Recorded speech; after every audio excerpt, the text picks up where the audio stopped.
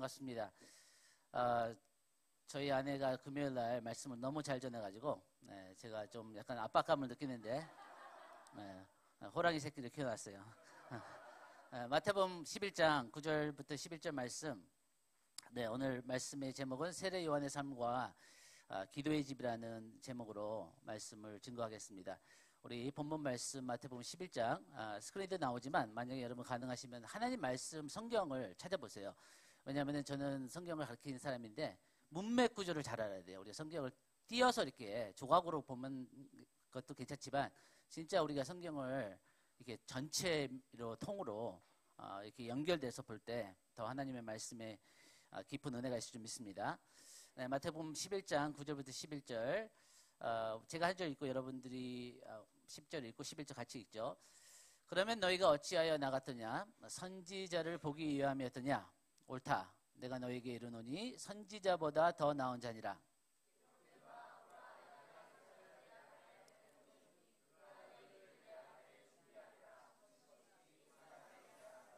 다 같이 내가 진실로 너희에게 말하노니 여자가 낳은 자 중에 세례 요한보다 큰 이가 일어남이 없도다. 그러나 천국에서는 극히 작은 자라도 그보다 크니라. 아멘. 어저께부터 이제 그 비가 장마가 이렇게 막 오는 것을 어떻게 어디 갔다가 이제 저녁에 돌아오는데 좀 힘들었어요. 운전하고 뭐 그랬는데 저희는 오랜만에 이렇게 한국의 장마 시즌 좀 비가 더 많이 오는 그런 날씨 변화가 있는 것 같은데 이런 걸 볼 때 우리가 이렇게 비가 많이 내리고 바람이 불고 또 이렇게 했을 때 항상 이렇게 기억나는 게 있죠. 생각나는 게 있죠. 그게 뭐냐면은 우리의 개인적인 삶에도 또 가정적으로도 교회적으로 이런 시즌이 옵니다. 그렇죠? 우리의 삶의 시즌이 바뀌어요. 이렇게 평안하고 모든 게 좋을 때도 있고 감사할 때가 있지만 또 비바람이 불고 뭔가가 우리의 삶을 테스트하고 그럴 때가 있는데 그럴 때 여러분들이 가장 중요한 게 뭐냐면은 기초입니다. 그래서 주님께서도 비바람 칠 때 반석 위에 집을 지은 사람은 무너지지 않는다 그랬죠. 그래서 그 주님이 말씀하신 기초가 뭐냐면은 우리가 하나님의 말씀에 순종하는 자, 하나님의 말씀이 그 사람의 능력으로 나타나는 자. 이 말씀이 이론이나 어떤 지식이 아니라 여러분과 저의 삶에 하나님의 말씀이 능력으로 나타나길 축복합니다. 말씀은 살아있어요. 말씀은 하나님의 말씀은 진리이기 때문에 천지를 창조하신 능력이기 때문에 우리가 그 말씀을 믿음으로 취해야 돼요. 말씀이 그냥 공중에 떠다니는 게 아니라 그것이 나의 것으로 나에게 주시는 하나님의 음성으로 이렇게 취하고 내 삶에 이것을 적용하고 순종하고 이 말씀이 그럴 때 우리 삶의 능력으로 나타나는 것입니다. 그래서 오늘 이 세례 요한의 삶을 제가 여러분과 나누기를 원하는 것은 기도의 집을 여러분들이 너무 기뻐요. 저는 여기 와서 뭐 이렇게 숫자는 작을지 모르지만 이 중요한 게 뭐냐면은 우리가 하나님 앞에 부르심 가운데 신실한 것이 중요합니다. 숫자와 그 영향력은 물론 하나님께서 하나님의 뜻 가운데 하나님의 때에 주실 거예요. 그거는 우리의 소관은 아니죠. 근데 우리가 하나님 앞에 해야 될 것은 뭐냐면은 하나님이 나에게 주신 그 부르심과 우리의 공동체에 주신 그 부르심 가운데 우리가 신실하고 충성해야 됩니다. 그래서 주님께서 그걸 물으실 거예요. 너가 얼마나 많은 사역을 하고 얼마나 크기의 사역을 했던 것이 아니라 내가 너에게 부르신 그 부르심과 그 너의 정체성과 내가 너에게 준 그 사명을 감당을 했느냐. 그거에 대해서 물으실 거죠. 그래서 제가 이 세례 요한의 삶을 여러분과 나누는 이유는 이 세례 요한의 삶을 주님께서 우리가 본문 11절에 보니까 너무나 주님께서 수수께끼 같은 말씀을 하시죠. 처음에 보면 참 이해가 안 가요. 그래서 우리가 성경 말씀을 좀 깊이 공부하고 이렇게 깨닫기 위해서는 이 말씀이 우리 삶의 능력으로 임하기 위해서는 우리가 많은 질문을 좋은 질문을 해야 돼요. 성경에. 좋은 질문하면 성경이 좋은 답을 줍니다. 그럼 어떻게 좋은 질문을 하냐? 나쁜 질문을 많이 해야 돼요. 나쁜 질문, 바보 같은 질문을 많이 해야 돼요. 근데 어느 날 그러다 보면 좋은 질문들이 나옵니다. 그래서 여기 보니까 11절에 내가 진실로 너에게 말하노니 예수님 말씀하신 거죠. 여자가 낳은 자 중에 얼마나 많은 사람들이 태어났겠어요. 그 전에 여자가 낳은 자 중에 그러니까 모든 인류의 역사 가운데 세례 요한이 오기 전까지 세례 요한보다 큰 이가 일어남이 없도다. 처음에 이해가 안 갔어요. 모세도 있고 뭐 아브라함도 있고 다윗도 있고 그 대선지자 이사야도 있고 뭐 이런 엄청난 하나님의 사람들이 있는데 왜 예수님은 이 세례 요한을 여자가 낳은 자 중에 가장 큰 자라고 말씀하실까? 그 다음에 그러나 천국에서는 극히 작은 자보다 그보다 크니라. 이것도 좀 수수께끼 같은 말씀이죠. 그러니까 우리가 하나님 말씀을 읽을 때 이해가 안 가는 부분을 그냥 넘어가면 안 돼요. 이거에 대해서 성경 말씀을 찾아보고 주님께 여쭙고 그럴 때 우리가 이제 이 말씀들이 풀어지고 이 말씀에 있는 그 능력이 우리의 삶에 나타나는 것입니다. 그래서 여기서 왜 주님께서는 세례 요한을 어떤 인류에 있는 인물들보다 가장 큰 자라고 말씀하셨을까? 그리고 천국에서는 극히 작은 자라도 그보다 크다고 말씀하실까? 이 질문에 대해서 제가 여러분에게 답을 주면서 오늘 이 기도의 집에 부르심에 대해서 주님의 음성이 여러분에게 다시 확인되는 시간이 되기를 축복합니다. 첫 번째, 하나님 나라에서 모두 같지 않아요. 천국에 가면은 모든 사람이 구원은 받고 물론 우리가 다 예수님의 은혜로 십자가를 통해서 구원을 받지만 같지 않다는 거예요. 주님께서 지금 천국에서 작은 자가 있고 큰 자가 있다는 것을 지금 말씀하고 있습니다. 모든 사람이 이 하나님 앞에 삶을 살지만 큰 자가 있고 작은 자가 있다는 거예요.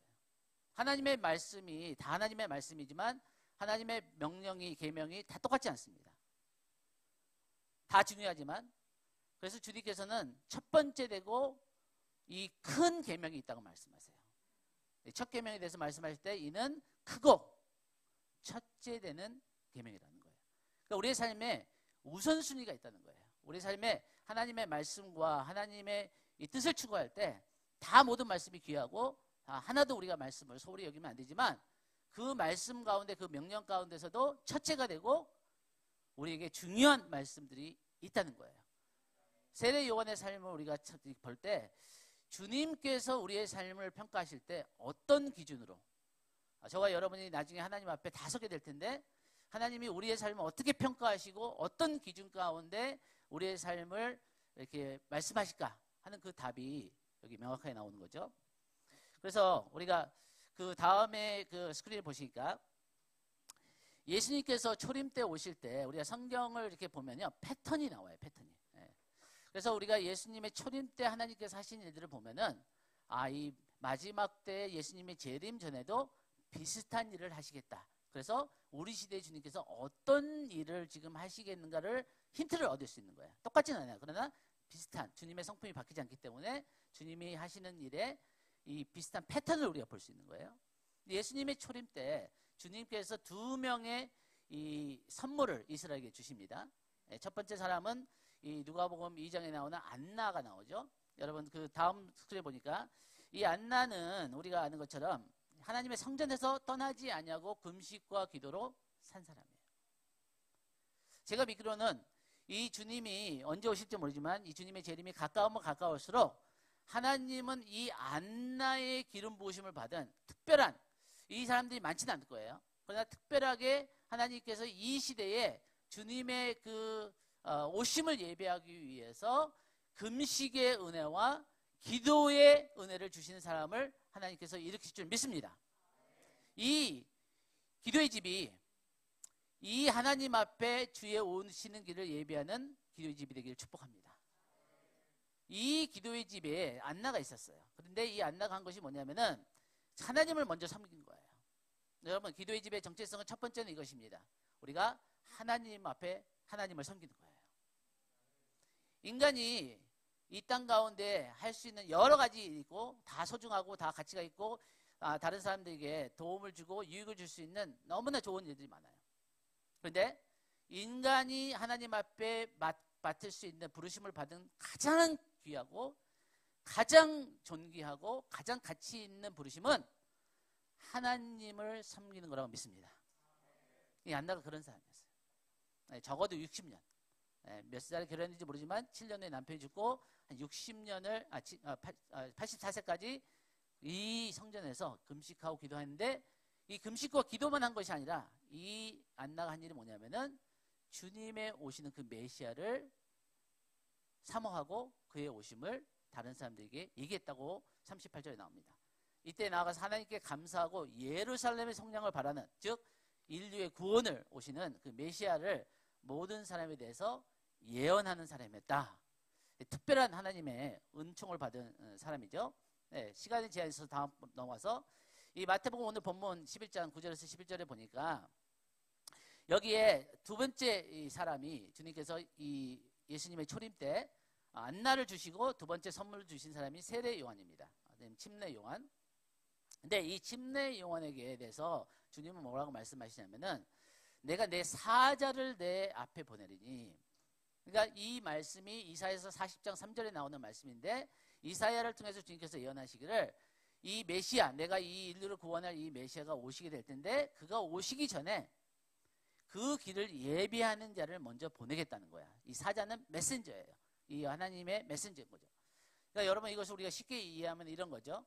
옛날에 우리 한국에서도 어떤 왕이 어떤 그 동네를, 어떤 마을을 방문하면은 왕이 갑자기 나타나면 안 되잖아요. 그렇죠? 백성들이 왕에게 합당한 어떤 준비가 안 돼 있고 예의를 갖출 수 있게 먼저 이 사자를 보내는 거예요. 그래서 어이 비켜거라, 왕이 앞서신다. 그리고 다 무릎 꿇고 왕에게 합당한 이 예의와 어떤 그 태도를 취하잖아요. 그렇죠?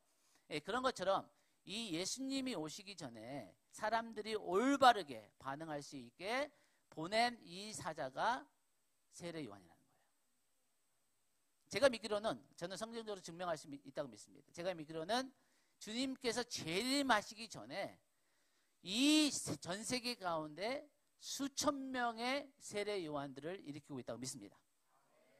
이들은 하나님 앞에 이 왕의 오는 길을 예배하는 거예요. 제가 아까 질문도 드렸죠.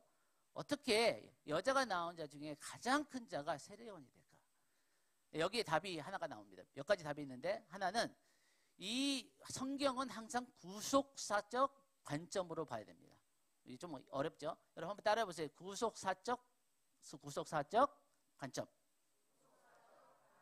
이게 무슨 말이냐면은 성경의 말씀은 인류 역사상 모든 일어날 일을 기록한 것이 아니라 하나님께서 구원을 이루시는 그 중심으로 하나님께서 말씀을 기록했다는 거예요.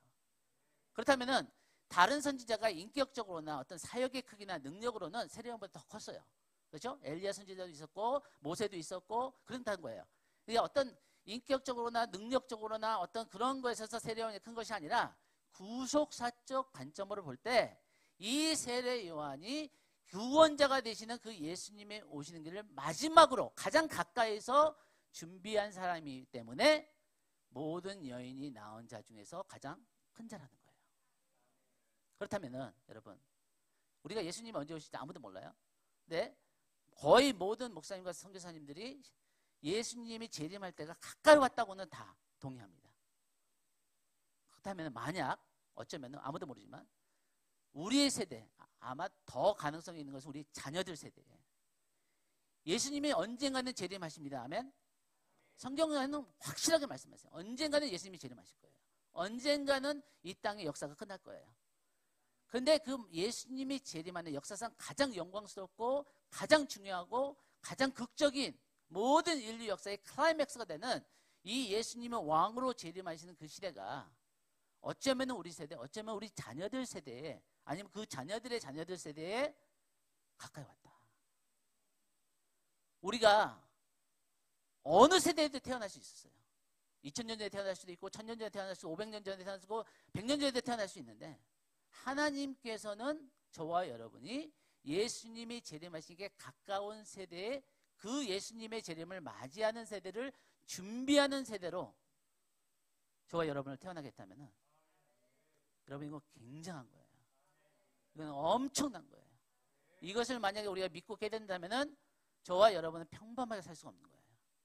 그래서 하나님은 이 안나와 세례 요한의 삶을 비범하게 준비시키고 비범한 방법으로 그들을 통해서 예수님의 오시는 길을 백성들이 올바르게 반응할 수 있게 준비시켰다는 거예요. 그래서 우리가 다음 세대들이 그냥 일어난 것이 아니라 세례 요한같이 주의 길을 예배하는 거룩한 능력을 가진 하나님을 아는 살아계신 하나님을 만난 그런 세대가 일어나야 될 줄 믿습니다. 그래서 하나님이 기도의 집을 세우시는 거예요. 많은 교회들이 있어요. 하나님께서 좋은 교회들, 많은 교회들 다 자기 역할들이 있어요. 저는 우리의 신앙 고백 가운데 사도신경 가운데 우리의 거룩한 공예와 성도의 교제하심을 믿습니다를 믿습니다. 그래서 하나님은 여러 가지 교회를 통해서 여러 가지 일을 하세요. 그러나 이 시대가 만약에 주님의 오심이 가까웠다면은 이 기도의 집에 이 세례 요한 같은 자들을 준비시키고 일으키는 것은 무엇보다도 가장 영광스럽고 가장 중요한 부르심이라고 믿습니다. 여기서 주님께서 이렇게 말씀하십니다. 우리 말라기서 보니까 만군의 여호와가 이르노라 보라 내가 내 사자를 내 메신저를 보내리니 그가 내 앞에서 길을 준비할 것이요 이 메시아가 오시는 구원자가 오신 길을 예비한다는 거죠. 또 너희가 구하는 바 주가 갑자기 그의 성전에 임하시리니 곧 너희가 사모하는 바 언약의 사자가 임하실 것이라. 네, 다음 스크린. 네, 말라기서 4장 5절 6절 우리가 잘 아는 말씀이죠. 보라 여호와의 크고 두려운 날이. 한번 따라 보세요. 크고 두려운. 네, 크고 두려운 날이라는 것은 여호와의 날을 얘기하는 거예요. 이것은 주님께서 이 땅에 노골적으로 공개적으로 하나님 되심을 나타내는 날을 여호와 날이라고 해요. 모세 시대 때 이 애굽과 모든 사람들에게 하나님이 하나님 되심을 모든 애굽의 거짓 신들을 10가지 재앙으로 다 하나님께서 심판하시고 하나님의 능력과 영광과 심판을 나타내는 것이 이때 예수님의 재림 때에 이런 크고 두려운 날이 임할 거라는 거죠. 하나님의 백성들에게 굉장히 큰 날이 될 거예요. 굉장히 위대한 날이 될 거예요. 그러나 믿지 않는 자에게는 두려운 날이 될 거예요. 저와 여러분에게 이것이 두려운 날이 아닙니다. 왜냐하면 하나님께서 하나님을 아는 백성들을 마지막 때에 들어서 쓰고 하나님의 영광을 나타내실 것이기 때문이에요. 그래서 그가 아버지의 마음을 자녀에게도 돌이키게 하고 자녀들의 마음을 그들의 아버지에게 돌이키게 하라. 많은 분들이 이 말씀을 가지고 아버지 세대, 어머니 세대가 다음 세대에게 먼저 마음을 돌이키고 자녀 세대들이 아버지 세대의 마음을 돌이킨다 이렇게 많이 가르쳤어요. 네, 좋은 가르침입니다. 좋은 적용이에요. 그러나 첫 번째 의미는 아닙니다. 여기서 말라기 선지자가 얘기하는 지금 이 컨텍스트, 이 문맥 구조를 보면은 여기서 얘기하는 것은 어떤 거냐면은 여기에서 아버지는 하나님 아버지예요. 엘리야의 사역을 얘기하잖아요. 엘리야의 사역을. 엘리야 선지자가 했던 일이 뭐냐면은 하나님의 백성들이 하나님의 자기의 정체성을 잃어버리고 바알에게 다른 거짓 신에게 절하고 그 자기의 영적인 그 아이덴티티를 잃어버린 백성들에게 하나님의 능력으로 나타나서 너희의 하나님 아버지 여호와께 그들의 마음을 백성들의 마음을 돌이키게 한 그 능력이 엘리야의 사역이었어요. 근데 제가 왜 이 엘리야 말라기서를 얘기하냐면은 좀 이따 예수님 설명해 주시는데 이 세례 요한의 사역이 엘리야의 사역이라는 거예요. 다른 말로 하면 마지막 때 다시 한번 하나님의 백성들의 정체성과 그리고 우리의 유일한 아버지가 되시는 하나님 아버지께 이 하나님의 백성들의 정체성을 다시 깨우게 할 이 세례 요한 같은 엘리야 같은 자들을 하나님이 이 세대에 일으키기를 원하신다는 것입니다. 네, 다음 스크린에 주님께서 이렇게 말씀하시죠. 만일 너희가 즐겨 받을진대 오리라 한 엘리야가 곧 이 사람 세례 요한이니라. 마태복음 11장 14절 말씀이죠. 그렇다면 우리가 엘리야의 삶을 좀 이렇게 살펴보면은 세례 요한의 그 부르심과 기름 부으심을 우리가 이해할 수 있고 그래서 이 마지막 때 주님께서 일으키고자 하는 이 세례 요한과 엘리야의 기름 부으심에 대해서 우리가 구체적으로 주님의 말씀과 동의할 수 있습니다. 네, 다음 구절 보니까 선두주자 세례 요한. 여러분 선두주자 한번 따라해보세요. 선두주자. 네, 약간 아시는 분도 있고 익숙하지 않은 분도 있지만 이 선두주자는 영어로 forerunner. forerunner. 한번 따라해보세요. forerunner. 네, for은 before. 그러니까 그 전에 할 때 for죠. 그러니까 앞서 나간다는 거예요. 누구보다. 먼저 간다는 거예요. 러너는 주자죠. 달리는 사람이에요. 그러니까 누구보다 먼저 달려가가지고 그 길을 예배하는 사람을 우리가 선두주자, forerunner라고 하는 거예요. 세례 요한이 그런 사람이었다는 거죠. 여기 하나님께로부터 보내심을 받은 사람이 있으니 그의 이름은 세례 요한이라. 그가 증언하러 왔으니 그 빛에 대하여 증언하고 모든 사람이 자기로 말미암아 믿게 하려 합니다. 여러분 여기 두 번째 힌트가 나옵니다. 왜 예수님께서 세례 요한을 여인이 낳은 자 중에 가장 큰 자라고 말씀하셨냐면은 어떤 다른 선지자나 어떤 다른 하나님의 종들보다 세례 요한은 자기에게 사람들의 시선을 끈 것이 아니라 예수님께 사람들을 이끈 거예요. 여러분이 세례 요한 같이 하나님 앞에 위대한 삶을 살고 하나님이 인정하는 삶을 사는 사람은 어떤 사람이냐면은 내 자신의 어젠다나 나를 위해서 나의 성공과 나의 어떤 것을 사는 것이 아니라 예수께 미치기 바랍니다. 예수께 사로잡히기를 원합니다. 그 예수님을 자랑하고 예수님을 기뻐하고 모든 사람을 그 예수님을 증거하고 예수님께 인도할 수 있는 그런 하나님의 인정받는 삶이 되길 축복합니다. 네, 다음 슬라이드 보니까 광야에서 외치는 소리가 말하되 이르되 누구냐 우리를 보낸 이들에게 대답하라.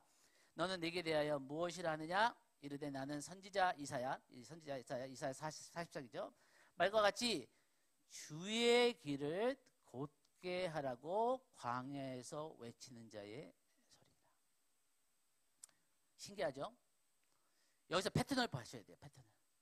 하나님은 하나님의 사람을 준비할 때 예외 없이 거의 예외 없이 광야를 보냈어요. 이 말이 안 되죠. 여러분 세례 요한이 메신저라면 사람들이 많은 곳에 가서 메시지를 전해야 되는데 광야는 사람들이 없는 곳이에요. 여러분 혹시 이스라엘에 가서 유다 광야를 가셨는지 모르지만 그냥 평지가 아니에요. 굉장히 계곡도 있고 굉장히 험하고 생명체가 거의 살아날 수 없는 그런 굉장히 황무한 땅이에요.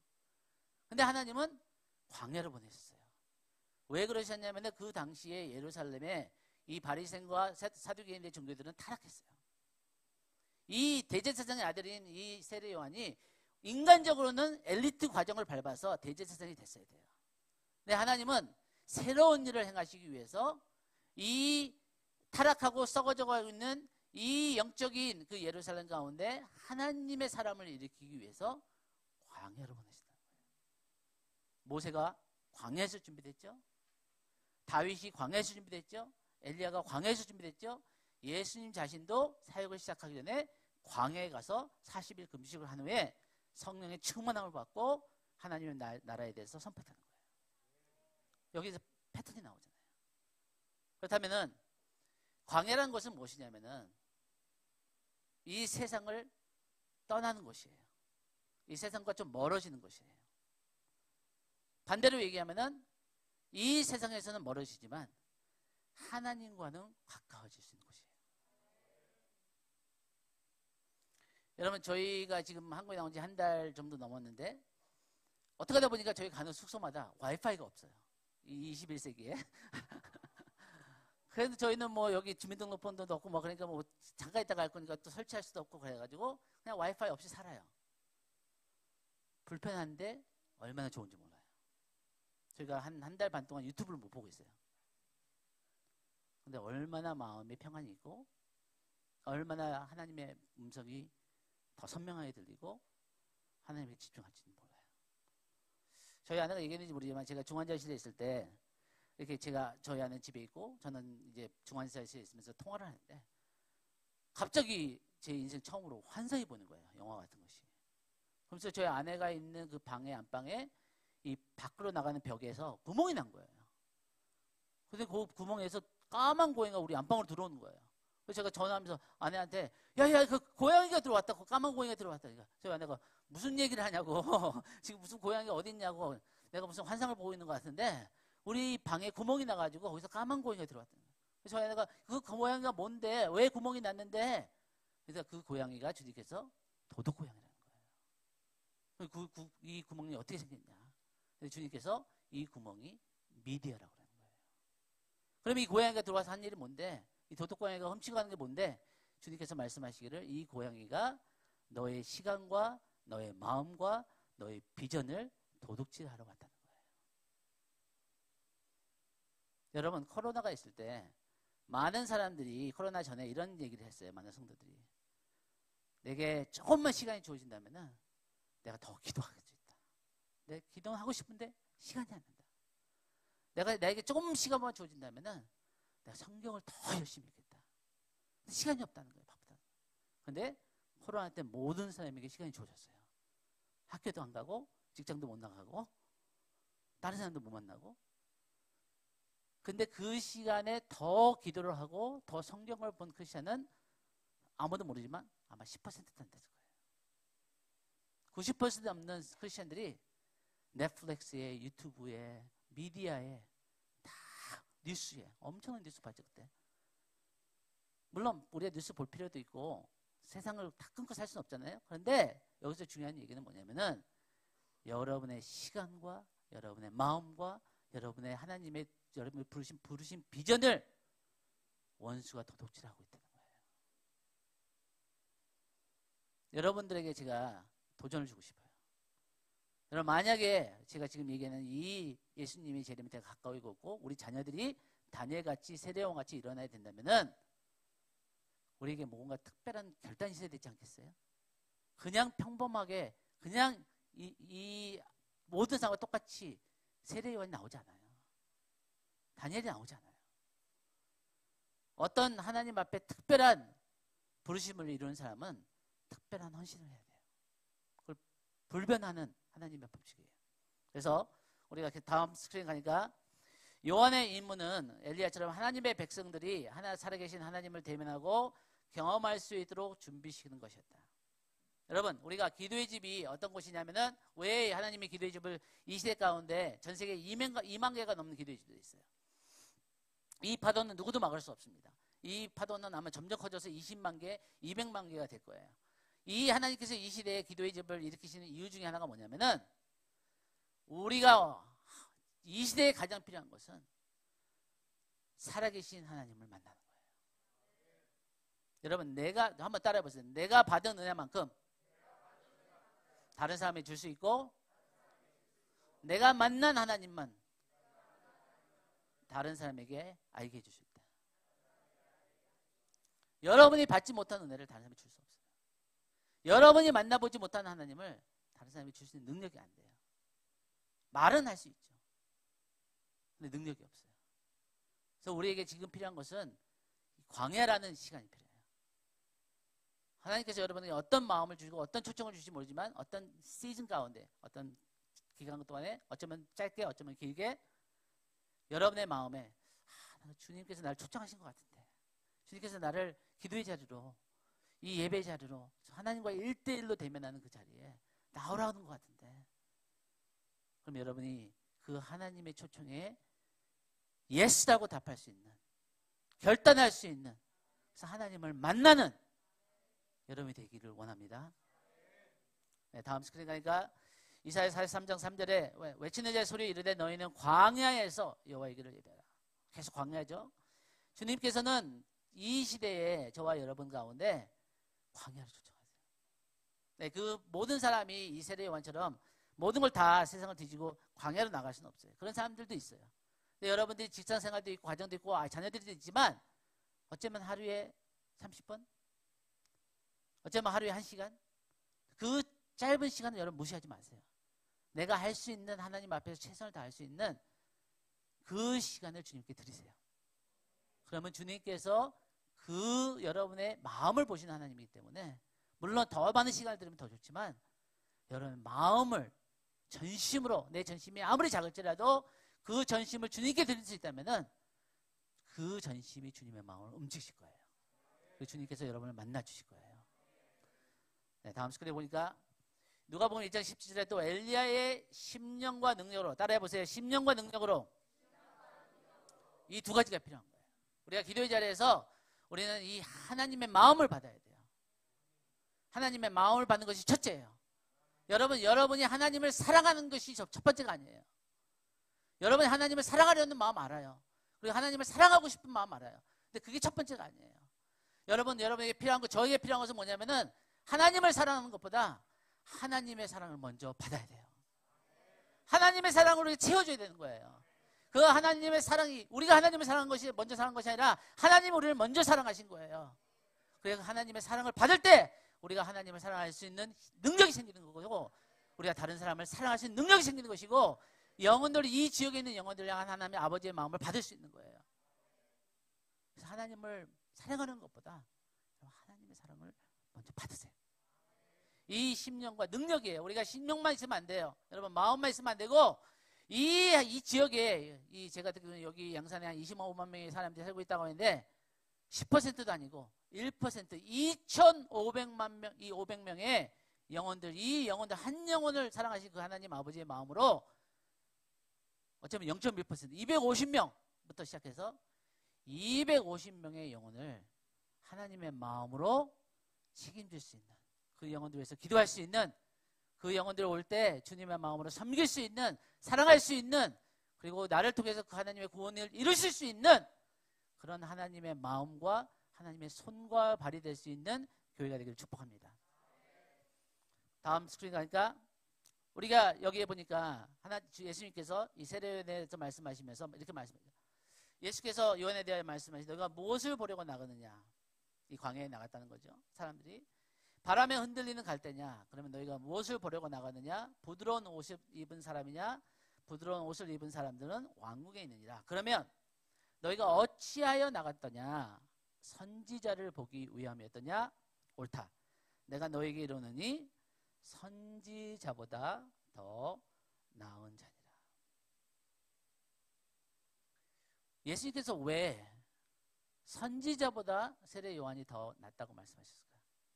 아까 말씀했지만 구속사적인 위치에 있는 그 세례 요한의 독특한 그 역할과 부르심의 그 부분이 있고, 또 한 부분은 뭐냐면은 이 예수님에게 사람들을 이끄는, 그는 흥하였고 나는 쇠하리라, 이 예수님께 올인하는 그런 심령이 있었고, 또 하나는 뭐냐면은 세례 요한은요, 자세히 공부하면은 하나님 앞에 외치는 메신저, 메아리가 아니라 딴 사람이 하는 그런 얘기를 갖다 그냥 앵무새처럼 막 반복하는 사람이 아니라 이 사람들의 마음을 하나님께 돌이킬 수 있는 능력을 가진 메신저, 그 메신저를 준비하기 위해서 광야에서 20년을 보내요.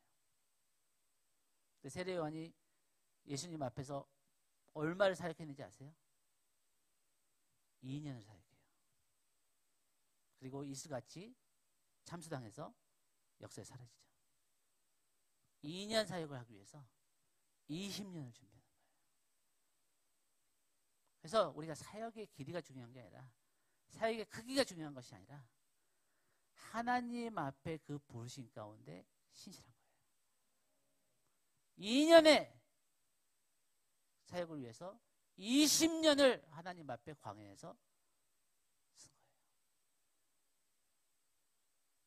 기도의 집의 영성, DNA 뭐냐면은 하나님 앞에서는 그 자체가 영광이고 그 자체가 나의 보상이에요.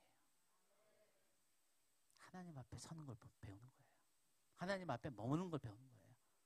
그리고 하나님을 만나는 거예요. 그 다음 구절을 보니까 이 세례 요한의 삶의 중요한 것은 뭐냐면은, 우리가 아는 이 말라기서 말씀을 통해서 주님께서 말씀하신 게 뭐냐면은, 이 메시지를 엘리야 같이 세례 요한이 전달하기 위해서는 먼저 세례 요한의 삶에 거룩함이 이루어져야 되는 거예요. 심판의 메시지를 선포하는데 자기의 삶에 죄가 있다면은 그걸 선포할 수 없죠. 능력이 나타날 수가 없는 거예요. 여러분, 그래서 우리가 기도의 집을 통해서 교회에 다시 한번 하나님께서 회복하기를 원하신 것은 거룩한 능력입니다. 구별됨이라는 거예요, 여러분. 여러분, 거룩이라는 단어에 대해서 이게 잘못 이해하고 부담감할 수가 있어요. 거룩하니까 하나님이 내가 거룩하니 너희도 거룩하라, 내가 온전하니 너희도 온전하라, 이런 말씀 너무 우리에게 부담이 되잖아요. 저희는 온전하지 못하잖아요. 우리는 거룩하지 못하잖아요, 항상. 근데 여러분, 이 거룩이라는 단어의 뜻이 어떤 정결하다, 깨끗하다, 부정하지 않다, 이런 뜻도 있지만 그것이 첫 번째 의미가 아니에요. 거룩의 첫 번째 의미는 구별되다라는 뜻이에요. 어떻게 구별됐죠? 하나님께 구별되는 거예요. 또 다른 뜻은 뭐냐면, 구별되다는 이 뜻을 더 풀어서 얘기하면은 이 땅에 있는 다른 것과 비교할 수 없는 거예요. 구별된 거예요. 다른 거야. 이 땅에 있는 다른 것과 비교할 수 없는 뭔가 탁월하고 뭔가 뛰어나고 뭔가 이 땅에서 찾을 수 없는 그런 아름다움이라는 거예요. 다윗이 이 시편 27편 4절에 내가 한 가지 이것을 여호와께 구하리니 나로 하여금 내 평생에 그 하나님의 아름다움을 바라보며, 그 하나님의 아름다움을 다른 말로 하면 하나님의 거룩하심이에요. 그래서 그 하나님의 지혜로우심, 그 하나님의 자비로우심, 그 하나님의 사랑, 그 하나님의 정의로우심, 이 모든 것이 이 땅에 있는 것과는 비교할 수 없는, 이 땅에 있는 것과 찾을 수 없는, 이 땅에 있는 것과는 전혀 다른 그 뛰어난 탁월한 그 아름다움을 다윗은 바라봤던 거예요. 여러분, 세례 요한이 그런 사람이었어요. 제가 나중에 말씀을 증명했지만 이 세례 요한은 하나님을 만난 사람이에요. 그리고 하나님 앞에 사로잡힌 사람이었어요. 기도의 자리에서, 이 예배의 자리에서 그 하나님을 만나고 그 내가 만난 하나님을 전할 수 있는 그 메시지를 하나님은 지금 준비시키기 원하시는 것입니다. 네, 다음 스크린. 이 아합 왕이 그들에게 이르되 올라가서 너희를 만나 이 말을 너희에게 한 그 사람은 어떤 사람이더냐? 그들이 그에게 대답하되 그는 엘리야죠. 털이 많은 사람인데 허리에 가죽들을 띄었다. 왕이 이르되 그는 디셉 사람 엘리야다. 다음 스크린. 저희가 떠나면 예수께서 무리에게 요한에 대해 말씀하시되 너희가 무엇을 보려고 나갔느냐? 바람에 흔들리는 갈대냐? 그러면 너희가 무엇을 보려고 나갔느냐? 부드러운 옷 입은 사람이냐? 부드러운 옷을 입은 사람도 왕궁에 있느니라. 제가 여기서 얘기하고 싶은 건 이거예요. 하나님이 엘리야를 준비시키시고 세례 요한을 준비시킨 그의 공통점은 뭐냐면 그 다음 스크린에 보니까 이 요한은 엘리야처럼 낙타털 옷을 입고 허리에 가죽들을 띠고 음식은 메뚜기와 석청이었더라. 요점을 잡아야 되는 거예요. 요점을. 지금 성경은 우리에게 무슨 말씀을 하고 싶으냐? 세례 요한같이 엘리야처럼 이 주의 길에 광야에서 외치는 자, 이 하나 살아계신 하나님을, 이 백성들의 정체성을 회복시켜서 살아계신 하나님에게 돌아가게 하는 그 능력을 받은 그 메신저가 되기 위해서는 단순한 삶이 필요하다. 단순한 삶. 여기서 얘기하는 허리에 가죽들을 띠고 낙타 옷을 입고 음식은 메뚜기와 석청하는 것은 그 당시에 그 시대의 가난한 사람들의 삶의 모습이었어요. 그래서 오늘날 우리에게 해석해서 우리의 삶에 적용하면은 우리 삶이 단순해지는 거예요. 우리는 하나님의 우리에게 주신 모든 풍부한 것들, 축복을 누릴 수 있습니다. 감사함으로 누릴 수 있어요.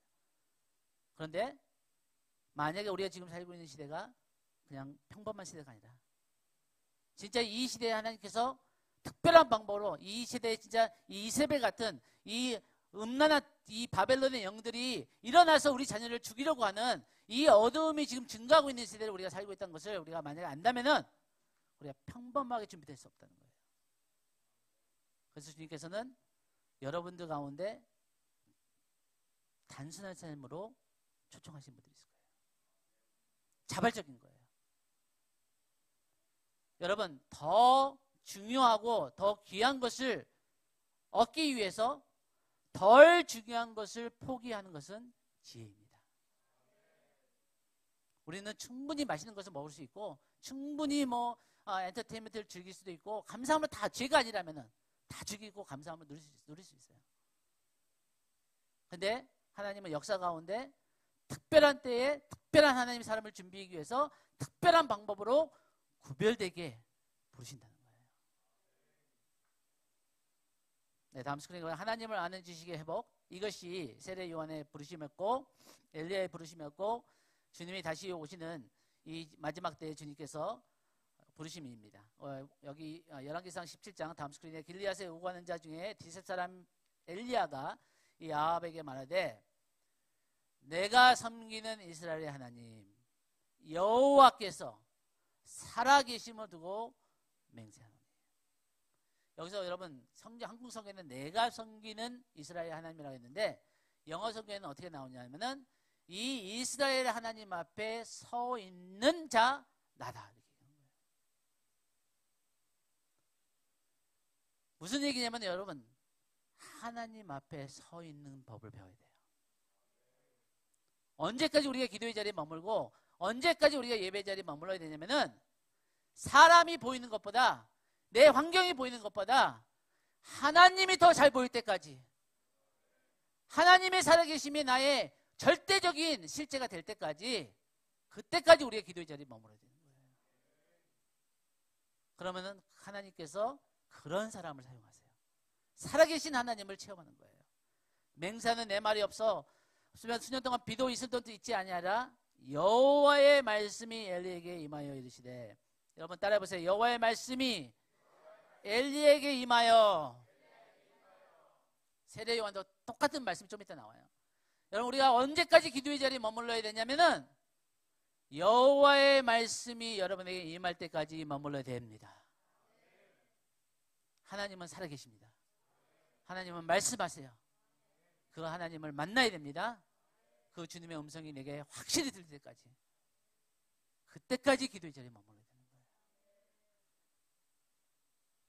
다음 스크린 보니까 엘리야가 모든 백성에게 가까이 나와 이르되 너희가 어느 때까지 둘 사이에 뭐뭐뭐 하려느냐? 여호와가 만일 하나님이면 그를 따르고 바알이 만일 하나님이면 그를 따를지니라. 여러분, 우리가 그냥 이게 글로 이게 스토리를 읽으니까 이게 막 안 와닿는데 지금 850대 1이에요. 850대. 거기에 아합과 모든 이사벨가 그냥 시퍼런 지금 칼을 들고 이 하늘에서 불이 내리지 않으면 이 엘리야는 그냥 목이 날아가는 거예요. 여러분, 학교 가서 직장 가서 850대 1 싸울 수 있어요? 10대 1도 막 못할걸? 근데 엘리야도 똑같은 성정 가진 사람이었어요. 두려움이 있고요. 도망가고 싶고요. 그냥 조용히 살고 싶고 이런 일 안 하고 싶어요. 근데 하나님의 말씀이 임한 거예요. 하나님의 영이 임한 거예요. 그래서 이 하나님의 백성들이 자기의 정체성을 잃어버리고 이 거짓된 바알의 신에게 무릎 꿇고 이 하나님 아버지의 이 백성들을 향한 그 찢어지는 마음, 그 뜨거운 마음, 이 백성들을 향한 그 하나님 아버지의 눈물을 엘리야가 한 거예요. 그리고 그 말씀이 불같이 그 안에서 참을 수 없게, 가만히 있을 수 없게 일어난 거예요. 다음 스크린에 너희는 너의 신의 이름을 부르라. 나는 여호와의 이름을 부르니 이에 불로 응답하시는 신 그가 하나님이라. 그럼 마지막 때는 능력 되기를 해요. 하나님 나라에는 말에 있는 것이 아니라 능력이 있음을 믿습니다. 여러분, 우리가 능력을 받아야 돼요. 이 땅에 있는 이 바벨론의 영, 이 강남의 영, 이 진짜 음란의 영, 이 진짜 제가요 몇 년 전에 그 서울의 홍대를 누가 이제 캠퍼스 사역한 분이 데리고 왔는데 깜짝 놀랐어요. 한 7년 8년 전이에요. 그 홍대 진짜 젊은이들이 모이고 막 젊은이들이 막 한 대한민국에 진짜 젊은이들이 많이 모이는 그곳에 그냥 잠깐 봤는데 사주, 점, 이게 얼마나 막 이 간판들이 많이 보이는지 모르겠는 거예요. 제가 그걸 보고 야, 지금 대한민국의 영적인 지금 어둠이 확 자꾸다. 근데 그것만 아니에요. 저는 소망을 봤어요. 무슨 소망을 봤냐면, 왜 거기서 소망을 봤냐면은 여러분, 그들은 영적으로 배고파한다는 거예요. 잘못된 곳에서 답을 찾을 뿐이지 이들에게는 지금 영적인 배고픔이 있다는 거예요. 살아계신 하나님을 그들에게 보여줄 수 있다면, 우리가 얘기하는, 우리가 믿는 이 여호와 하나님이 살아계신 전능하신 유일한 참된 하나님 것을 보여줄 수 있다면 그들이 그 하나님 앞에 나온다는 거예요. 그래서 능력 되기를 해요, 여러분. 그래서 주님께서 예루살렘에 머물러라. 언제까지? 너희가 하늘에서부터 능력을 받기까지. 여러분, 머물러야 됩니다. 기다려야 돼요. 주님께서 여러분을 씻기시고, 주님께서 여러분을 채우시고, 주님께서 불로 태우시고, 그 다음에 하나님의 능력을 부어주시는 거예요. 다음 스크린. 엘리야가 모든 백성을 향하여 이르되 내게로 가까이 오라. 백성이 다 그에게 가까이 가매 그가 무너진 여호와의 제단을 수축하되. 여러분, 지금 우리가 너무 잘 알지만 이 대한민국의 여호와의 제단이 무너지고 있어요. 무너졌어요. 이 무너진 여호와의 제단을 다시 쌓을 자가 누구냐는 거예요. 이런 사람을 하나님 찾으시는 거예요. 이 대한민국이 여호와께 돌아오는, 그리고 여호와께 다시 그분에게 합당한 예배와 그분에게 드리는 이 제사가 회복될 줄 믿습니다. 하나님을 찾으시는 거예요. 그가 여호와의 이름을 의지하여 그 돌로 제단을 쌓고, 엘리야는 하나님 한 분밖에 의지할 사람이 없어요. 그런데 하나님 한 분이 함께하는 그 한 사람이 850명보다 더 능력이 있다는 거예요. 여러분, 하나님과 함께하는 그 한 사람이 역사를 바꾸는 거예요. 그런 여러분이 되기를 축복합니다. 네, 마지막으로 우리 세례 요한의 신랑의 친구의 정체성, 다음 스크린 요한복음 3장 29절 보니까, 여러분, 세례 요한 하면 여러분이 어떤 생각이 나세요? 뭔가 이 그림이 그려지죠. 막 광야에서 이게 머리는 길고 막 이게 이 가죽옷 낙타옷과 막 이 한 다음에 막 이 손가락 길어가지고 손톱도 안 깎고 막 이래가지고 막 이 불 같은 눈을 가지고 막 날카롭게 이 독사의 자식들아 회개하라 보이죠? 근데 여러분 놀라운 게 뭐예요? 성경에서는 세례 요한은 그런 사람을 얘기하잖아요. 물론 회개하지 않는 죄인 앞에서 그랬어요. 근데 여러분 놀라지 마세요. 성경은 세례 요한을 기쁨이 가득 찬 사람이라고 해요. 같이 한번 읽겠습니다. 요한복음 3장 29절 시작. 신부를 취하는 자는 신랑이나 서서 신랑의 음성을 듣는 친구가 크게 기뻐하나니 나는 이러한 기쁨으로 조금 기쁜 게 아니라 충만한 기쁨 가운데 있었다는 거예요. 여러분 이거는 하나님을 만난 사람만 알아요. 그런 찬양 있잖아요. 그런 찬송가 있죠. 이게 아니요. 나이스 트라이. 네, 그런 거 있잖아요. 그 주와 나와 함께 그 동산에 거하는데 그 기쁨을 알 사람이 없도다. 근데 누구만 알아? 그 기쁨을 체험한 사람만 알아. 여러분 하나님 앞에 머물고 기도 자리에 있는 것이 쥐어짜는 것이 아니라 그냥 없는 데서 막 쥐어짜는 것이 아니라 우리 하나님은요 저와 여러분이 상상하는 것보다 기쁨이 충만하신 분이에요. 다윗이 그랬잖아요. 그의 앞에는 즐거움이 충만하고 그의 오른쪽에는 기쁨이 넘치나이다. 하나님을 만난 사람은요 하나님께서만 주실 수 있는 만족감을 알아요. 세례 요한이 그런 사람이었어요. 그래서 다음 스크린 보니까 너도 기뻐하고 즐거워할 것이요 많은 사람도 이제 세례 요한 아버지 스가랴에게 지금 천사가 얘기하는 거죠. 그의 태어남을 기뻐하리니 이는 그가 주 앞에 큰 자가 되며 여러분 이것이 저와 여러분의 인생 비전이 되기를 원해요. 사람 앞에 큰 자가 아니라 하나님 앞에 큰 자가 되어지기를 축복합니다. 하나님께서 인정하는 자. 하나님께서 인정하는 자. 그 한 사람이 되기를 원합니다. 다음 스크린 보니까 아이가 자라며 뭐라고 그랬죠? 심령이 강하여지며 여러분 제가 여러분에게 힌트를 줄게요.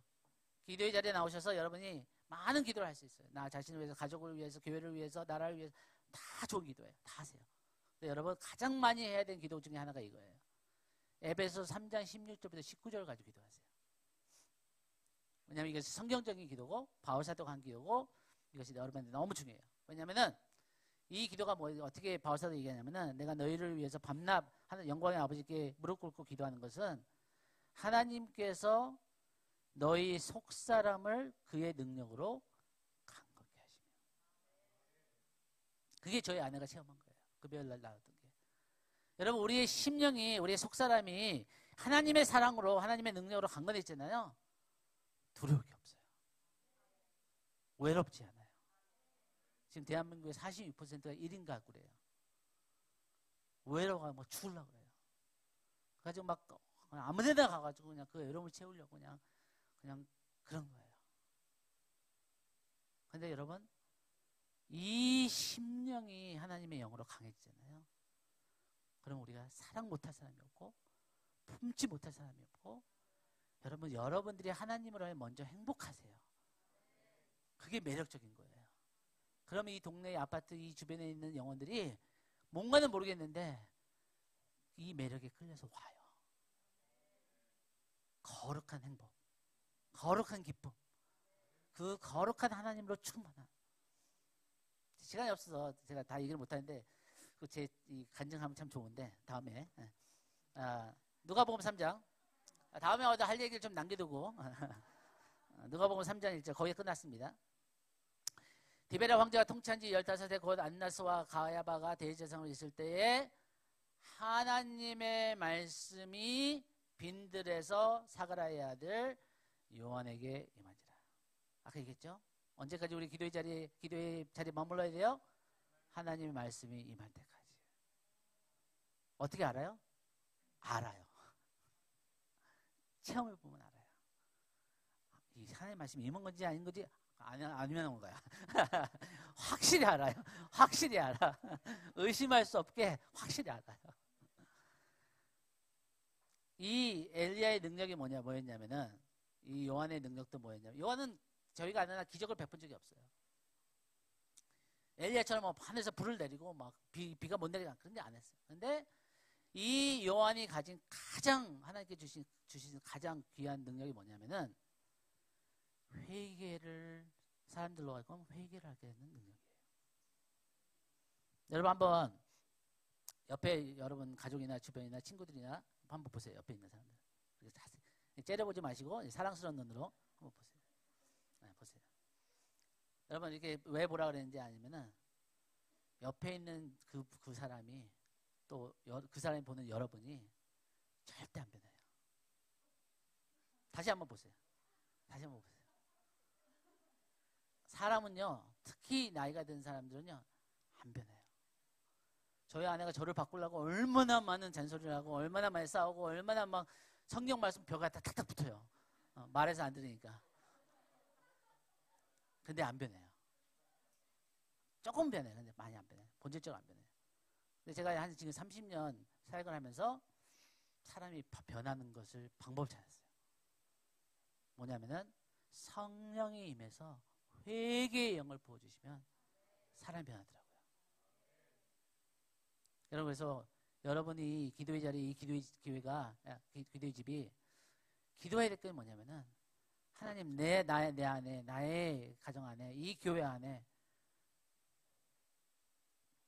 하나님 사랑하시는 이 대한민국을 위해서 회개의 눈물을 흘릴 수 있는, 하나님께 애통하며 부르짖을 수 있는 회개의 영을 주십시오. 그게 다니엘이 한 거잖아요. 그렇죠? 다니엘이 죄를 뒤집쓰고 조상들의 모든 죄와 그것을 자복하고 하나님 앞에 기도하니까, 금식하고 기도하니까 하나님이 이스라엘을 회복시킨 거예요.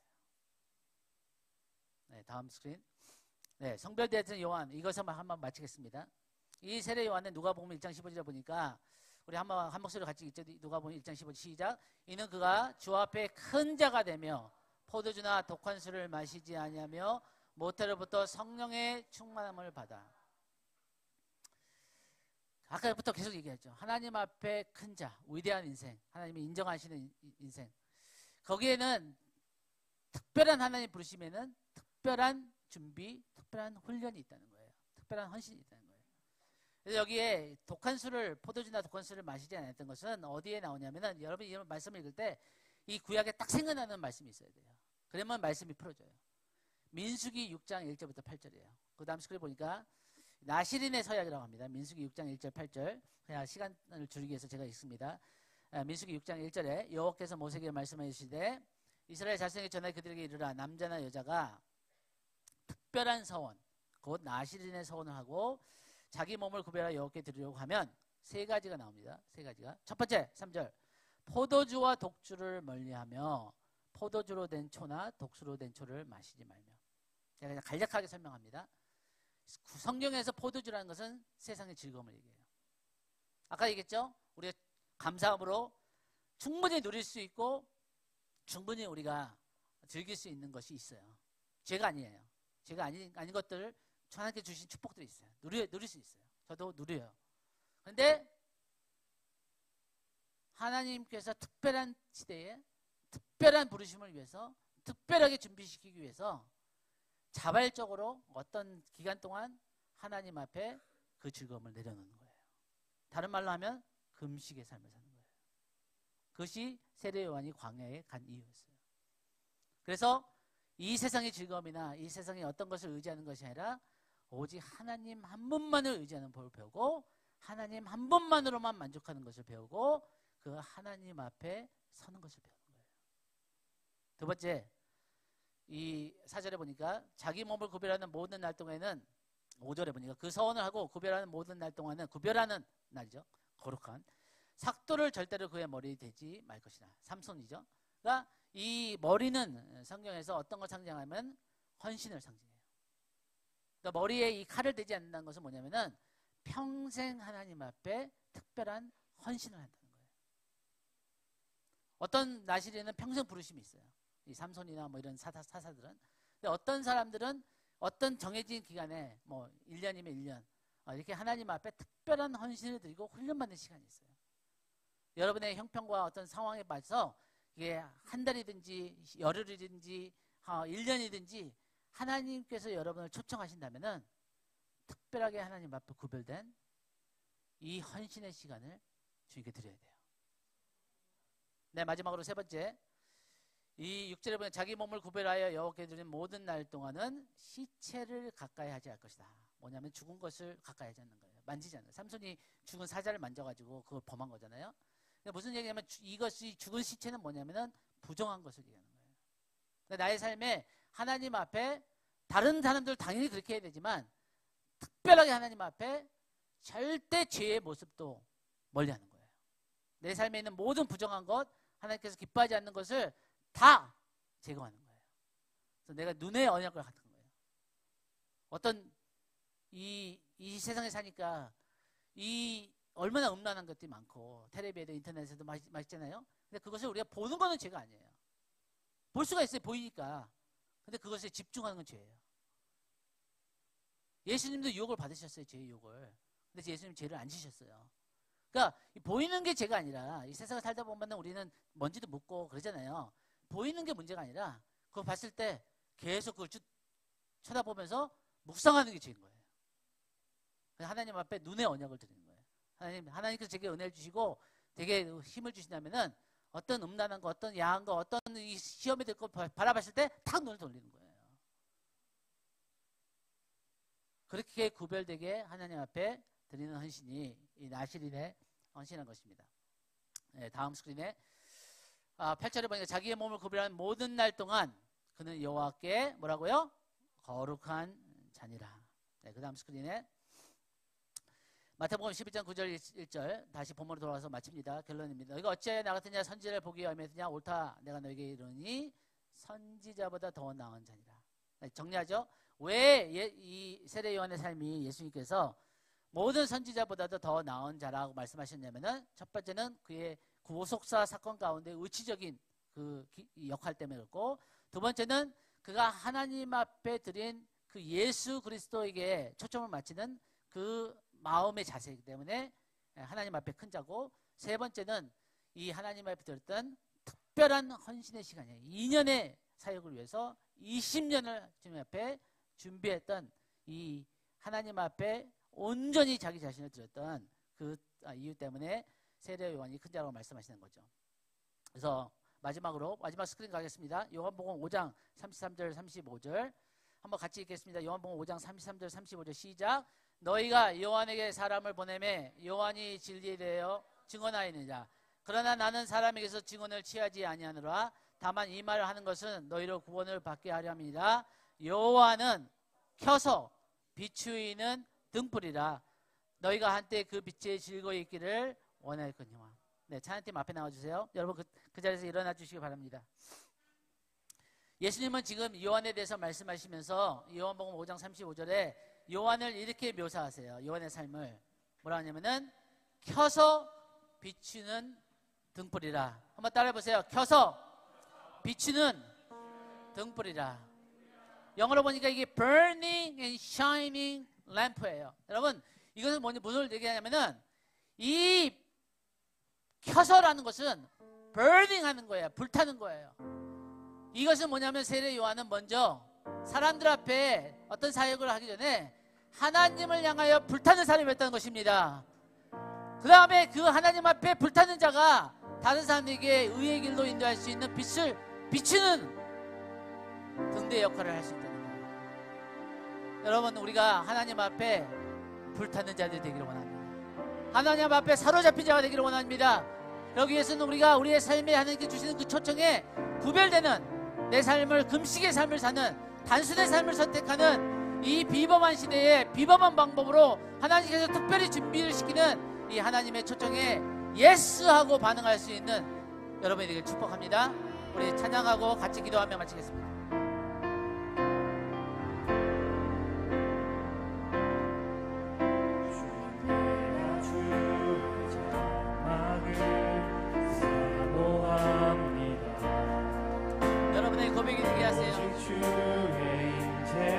여러분 하나님을 향해 하나님 앞에 서세요.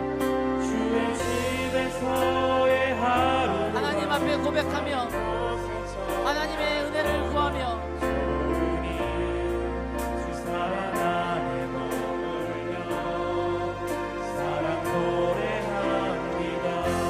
다시 고백하겠습니다.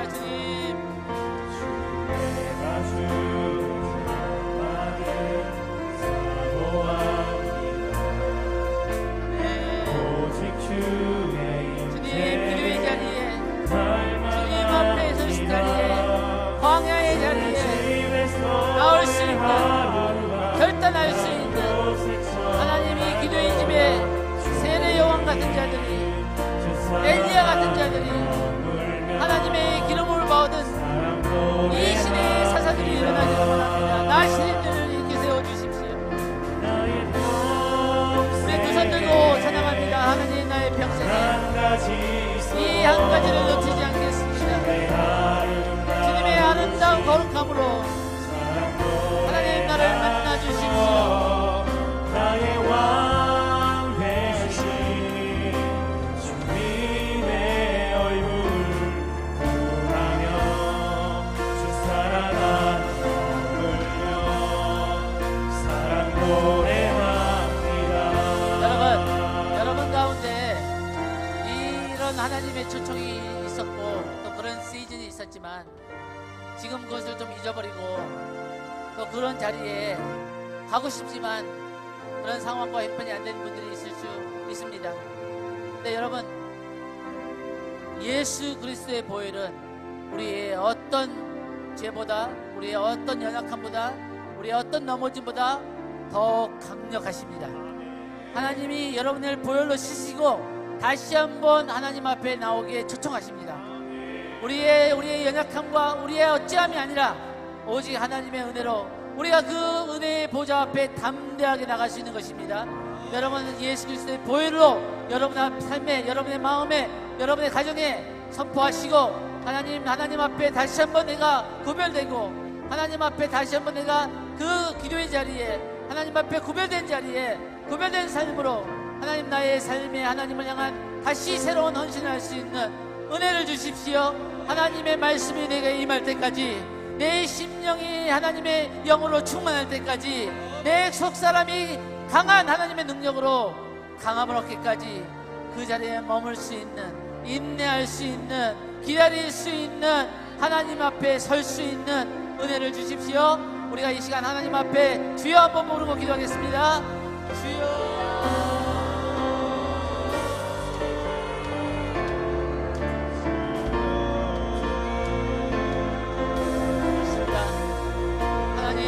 다시 한번 우리를 초청하시고 주님의 보혈로 하나님 우리를 다시 한번 깨닫게 하시고 하나님의 백성의 정체성을 회복하게 하여 주시고 하나님 광야에서 외치는 자에게 소리가 되게 하여 하나님 앞에 먼저 서기를 원합니다.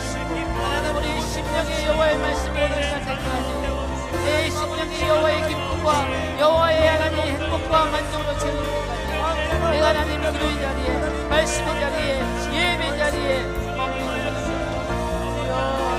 주여 나에게 그 나의 심령을 속사람을 강건케 하여 내 안에 하나님의 영으로 충만케 하여 내가 쉽게 반응하기를 원합니다. 내가 쉽게 하나님 반응하고 나아가기를 원합니다. 하나님 내가 주님 앞에 헌신하기를 원합니다. 내가 주님 앞에 예수하기를 원합니다. 펴서 비치는 눈빛이다. 펴서 비치는 눈빛이 되게 하여 주십시오. 하나님을 향하여 burning 타오를 수 있는, 사람들 향하여 비출 수 있는 하나님의 등불 같은 삶이 되게 하여 주십시오. 나의 평생에 단 한 가지 소원, 주의 아름다우신 사랑 노래하는 것, 나의 왕 되신 주님의 얼굴 보며 주 사랑하는 홀로 사랑 노래합니다. 네, 우리 한 가지만 더 가지고 기도하겠습니다. 한 가지 기도 제목을 가지고 기도하겠는데, 여러분 우리가 가지지 못한 것을 둘 수 없어요. 내가 모르는 하나님을 다른 사람에게 알릴 수 없어요. 여러분, 우리의 자녀들이 새 요한의 세대가 이 하나님의 사람들이 일어나서 주의 오신 길을 예비하는 사람 세대가 일어나야 될 텐데, 그러기 위해서는 여러분, 우리에게 자녀에게 줄 수 있는 가장 큰 선물은 그들이 보고 그들이 배울 수 있고 만질 수 있는 나의 살아있는 기도의 삶입니다. 내가 만난 하나님을 줄 수 있습니다. 내가 먼저 하나님을 만나기를 원합니다. 내가 먼저 기도의 능력을 받기를 원합니다. 나의 영이 먼저 하나님으로 만족하기를 원합니다. 하나님, 그런 사람이 되게 하여 주십시오. 기도의 영을 부어주십시오. 금식의 영을 부어주십시오. 주여, 한 번 부르 기도하겠습니다.